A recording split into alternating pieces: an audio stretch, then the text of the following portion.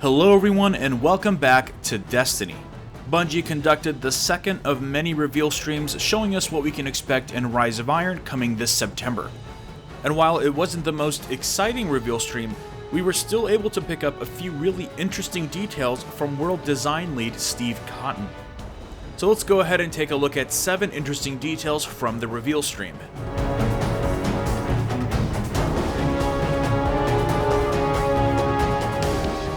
Now my first item is based on a very small piece of information that Steve Cotton gave us during the stream that actually might have huge implications for the Rise of Iron storyline.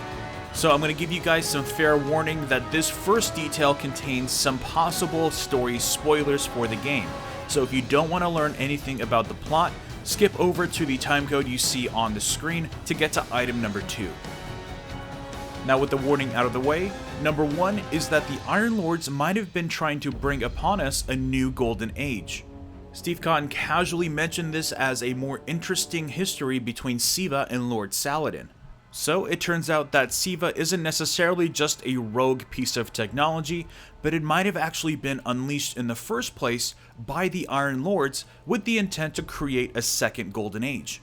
As SIVA is a relic of the past and is self-replicating and very powerful, it's reasonable to assume that the Iron Lords thought they could use SIVA to restore humanity to its former glory. It's no secret that the original Iron Lords had a very troubled past, and we can see that in some of the weapons that were in Year 1, like Felwinter's Lie, Gideon's Demise, Radagast's Fury, Silimar's Wrath, Scori's Revenge, all relatively grim names for the weapons of Iron Lords that we're supposed to be celebrating. And it's possible that SIVA was at the core of this disruption between the Iron Lords. My guess is that we're going to learn that they unleashed SIVA in the first place, realized how evil it was, and then had to sacrifice themselves in order to not only contain SIVA, but also the fact that they in fact were responsible in the first place. Bungie did mention that we're going to learn why the weapons are named what they are, so this makes a lot of sense. Now of course this is a lot of speculation based on very little information, so we'll have to wait and see. Number 2 is that the Splicers are building something. Now you can probably surmise this from a lot of the images that we saw already, but it was cool to hear him say it either way. In these screenshots we can tell that there's a section of the launcher pod that's definitely missing, and we can see that it's probably this item here that's crash landed into the space. And from this image we can see that they have some scaffolding up, which shows that they might be working on whatever this is. But a really cool new detail that we saw in the Cosmodrome were these little non-aggro shanks floating around the Cosmodrome scrapping metal from different surfaces. It was really cool to see them floating around like this because I think it adds a lot of liveliness to the environment. So not only are they scrapping the metal to mutate their own bodies, but are also starting to build something that actually might be central to the plot. Number 3 is new game spaces within the current Cosmodrome. Now this new reveal stream simply went over the current Cosmodrome areas and didn't talk about the Plaguelands or Felwinter Peak. But it's nice to know that those new areas aren't all we have to look forward to, as the new facelift to the Cosmodrome isn't only cosmetic, but also opens new game spaces. In the reveal stream we saw some new spaces opened up in the Refinery, the Blast, and the Rocket Yard areas, the most interesting of which was in the Rocket Yard area. Steve Cotton quickly ran into this space and then ran back out, no doubt keeping us away from some major spoilers. Also, I'm really curious about whatever object is up in the Vandal Sniper perch in the Blast. This will probably be the first place I check out on patrol because I need to find out what it is and why it's glowing so brightly red. It's so bright in fact that it's affecting the entire area around it. Number 4 is a quick look at the new SIVA weapons. It's clear now that the SIVA infused weapons that are most likely attained from the raid are based on Foundry weapons. It seems like we are very, hopefully responsibly, infusing SIVA into some of these weapons. We've seen some of them before in screenshots, but now we get a good look at the Suros auto rifle featuring a really nice black SIVA look and some pretty neat hollow sights. Now, I'd be lying if I said that I was satisfied with these being the raid weapons, as they're just recycled skins from the current foundries. But at this point, beggars can't be choosers. Let's just hope that they come with some cool SIVA themed perks. Number 5 is a slight refresh to the user interface of Destiny.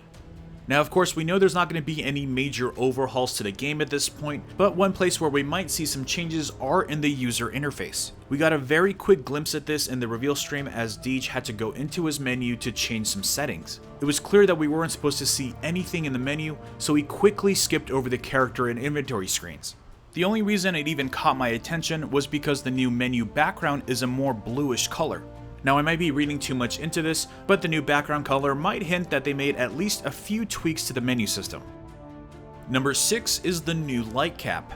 As I mentioned, there was a technical difficulty during the stream which caused Deej to have to go into his menu to change some settings. And of course, while he was in the menu, we got a nice look at his current light of 355. Now it's hard to say whether or not this is going to be the new light cap. During their first reveal stream of Rise of Iron about a month ago, they told us that they were still making decisions on what the new light cap should be. So is 355 the actual official light cap, or is it going to be higher? Having the new light cap at 355 only 20 points higher than it is right now might be a pretty good decision on their part, as anything too much higher than that would render all of the Year 2 content pretty irrelevant.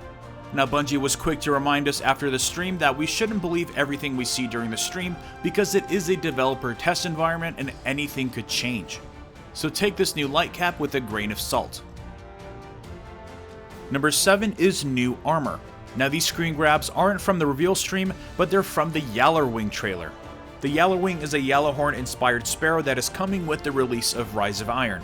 I made a Yallarwing video earlier today talking all about it, so hit the I in the upper right hand corner to go to that video.